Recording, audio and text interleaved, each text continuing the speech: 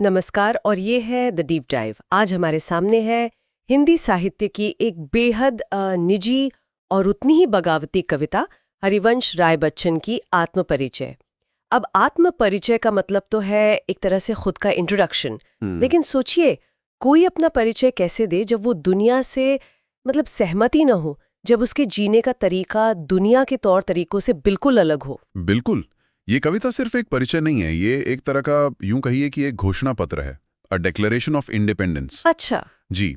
बच्चन जी इस कविता के जरिए हमें उन 3 अदृश्य जेलों से अपनी आज़ादी की कहानी सुनाते हैं जिनमें हम सब कहीं ना कहीं कैद हैं। कौन सी 3 जेलें? पहली, दुनिया की उम्मीदों की जेल।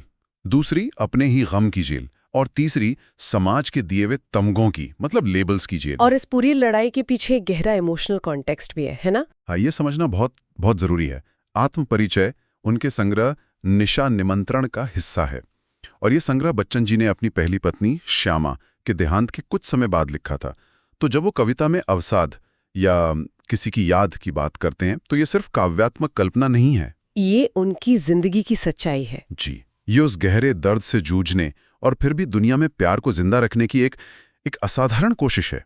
तो चलिए इस घोषणा पत्र को परत दर परत खोलते हैं। मैं कविता की शुरुआत करती हूँ। मैं जग जीवन का भार लिए फिरता हूँ, फिर भी जीवन में प्यार लिए फिरता हूँ। कर दिया किसी ने झंकृत जिनको छूकर, मैं सांसों के 2 तार लिए फिरता हूँ। मैं स्नेह सुरा का पान किया करता हूँ, मैं कभी न जग का ध्यान किया करता हूँ।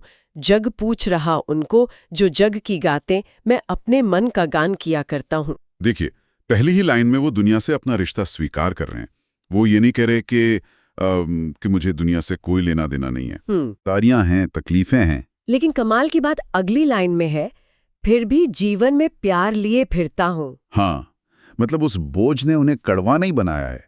उनके अंदर की जो सबसे कोमल भावना है, प्यार, वो अभी भी जिंदा है। और ये सांसों के 2 तार वाली बात, ऐसा लगता है जैसे वो कह रहे हैं कि मेरा वजूद ही किसी के प्रेम का संगीत है। एग्जैक्टली।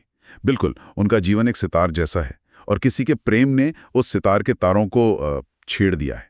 अब उनकी हर सांस में उसी का संगीत है और इसी संगीत के सहारे वो आगे बढ़ते हैं। फिर वो अपनी बगावत का पहला कदम उठाते हैं। मैं स्नेह सुरा का पान किया करता हूँ। स्नेह सुरा यानी प्रेम की शराब, ये एक बहुत खूबसूरत रूपक है। ये सिर्फ एक खूबसूरत शब्द नहीं, ये एक जीवन शैली है। मतलब आज की दुनिया में जहाँ हर कोई एक्सटर्नल वैलिडेशन के नशे में है। सही बात। कौन तारीफ कर रहा है? बच्चन कह रहे हैं कि मेरा नशा तो इंटरनल है, प्रेम का नशा। बिल्कुल सही पकड़ा आपने। वो कहते हैं कि दुनिया तो उन्हीं को पूछती है जो जग की गाते हैं, यानी जो दुनिया की हाँ में हाँ मिलाते हैं, जो ट्रेंड्स फॉलो करते हैं। जी। पर मैं उस भीड़ का हिस्सा नहीं हूँ। मैं अपने मन का गान किया करता हूँ। ये सोशल मीडिया के जमाने में तो और भी बड़ी बात है, अपनी आवाज खोजना जब चारों तरफ सिर्फ शोर हो। तो ये पहली जेल को तोड़ने की कोशिश हुई, दुनिया की उम्मीदों की जेल। लेकिन अब वो हमें अपनी अंदरूनी दुनिया में ले जाते हैं जो कहीं ज्यादा जटिल है। मैं निज उर के उद्गार लिए फिरता हूँ, मैं निज उर के उपहार लिए फिरता हूँ। है यह अपूर्ण संसार न मुझको भाता, मैं स्वप्नों का संसार लिए फिरता हूँ। मैं जला हृदय में अग्नि दहा करता हूँ, सुख दुख दोनों में मग्न रहा करता हूँ। जग भव सागर तरने को नाव बनाए, मैं भव मौजों पर मस्त बहा करता हूँ। मैं यौवन का उन्माद लिए फिरता हूँ, उन्मादों में अवसाद लिए फिरता हूँ।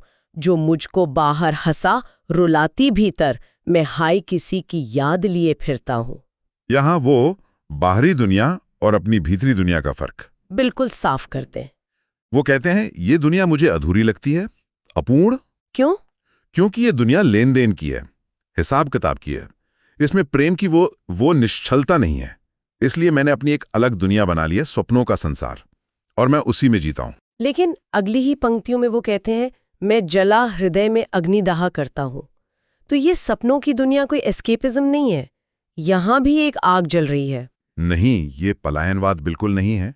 ये आग शायद अन्याय के खिलाफ है, प्रेमहीनता के खिलाफ है, और फिर वो एक ऐसी बात कहते हैं जो अपने आप में एक पूरा जीवन दर्शन है। सुख दुख दोनों में मग्न रहा करता हूं। ये लाइन मुझे हमेशा रोकती है। मग्न रहना, ये उदासीनता या डिटैचमेंट से अलग कैसे है? क्या इसका मतलब है कि उन्हें फर्क पड़ना बंद हो गया है? नहीं, ये फर्क ना पड़ना नहीं है, बल्कि ये सुख और दुख दोनों को पूरी तरह अनुभव करने की क्षमता है, बिना उनके बहाव में बहे। आज की दुनिया हमें सिखाती है कि खुश रहो, पॉजिटिव रहो, दुख को एक दुश्मन की तरह देखो। बच्चे ने एक रेडिकल ऑल्टरनेटिव दे रहे हैं। वो कह रहे हैं कि असली मास्टरी सिर्फ खुशी महसूस करना नहीं है, बल्कि अपने अंदर इतना मजबूत हो जाना है कि आप सुख और दुख दोनों की लहरों पर एक ही शांत भाव से सवार हो सकें। ये तो एक तरह की सुपर पावर हुई। है ही। दुनिया आपको आपके इमोशन से मैनिपुलेट करने की कोशिश करती है, और आप कहते हैं आई कैन हैंडल बोथ। और फिर वो उस सुपर पावर के पीछे का दर्द भी पूरी ईमानदारी से बताते हैं। उन्मादों में अवसाद, जवानी का जोश भी है, और उस जोश के अंदर छिपा एक गहरा दुख भी। हाँ, और जब हम निशान निमंत्रण का कॉन्टेक्स्ट याद करते हैं तो ये लाइनें दिल पर लगती हैं। ये किसी की याद कोई हवाई बात नहीं है, ये उनकी पत्नी की याद है, जो उन्हें बाहर से तो दुनिया के लिए मुस्कुराने की वजह देती है, पर अंदर ही अंदर रुलाती है। तो यहाँ बच्चन अपनी दूसरी जेल, यानी अपने ही गम की जेल से लड़ रहे हैं। जी, वो गम को नकार नहीं रहे, उसे अपने जुनून का, अपनी जवानी का हिस्सा बनाकर जी रहे हैं। ये बहुत बहुत हिम्मत की बात है। अपनी भावनाओं को इतनी गहराई से समझने के बाद अब वो दुनिया की समझदारी पर ही एक बहुत बड़ा सवाल खड़ा कर देते हैं। कर यत्न मिटे सब, सत्य किसी ने जाना, नादान वही है हाय जहां पर दाना, फिर मूड न क्या जग जो इस पर भी सीखे, मैं सीख रहा हूं सीखा ज्ञान भुलाना। ये कविता का शायद सबसे विस्फोटक हिस्सा है। वो एक सीधा सवाल पूछते हैं, सदियों से लोग सच को ढूंढते ढूंढते मिट गए, क्या किसी को मिला? शायद नहीं। फिर वो कहते हैं, नादान वही है हाय जहां पर दाना।